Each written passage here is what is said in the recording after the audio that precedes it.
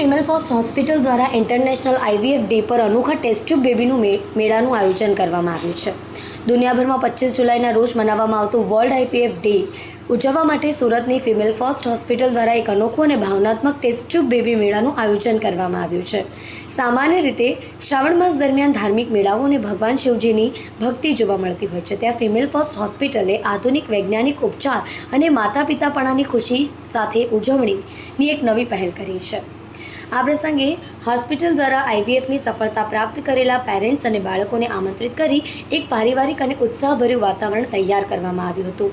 બાળકો માટે રમતો અને મોજ મસ્તીનું આયોજન કરાયું, જ્યારે પેરેન્ટ્સે ખુદની IVFની મુસાફરી અને માતા પિતા બનવાની ખુશીઓ શેર કરી હતી। આ પ્રસંગે હોસ્પિટલના IVF સ્પેશિયાલિસ્ટ ડૉક્ટર શ્વેતા પટેલે જણાવ્યું હતું કે મને આનંદ છે કે મારા પેશન્ટ્સ જેમણે IVFથી સંતાન પ્રાપ્તિ કરી છે, જેઓ આજે અહીં હાજર છે અને સમુદાયમાં જાગૃતિ ફેલાવવા સાથે જોડાયેલા છે।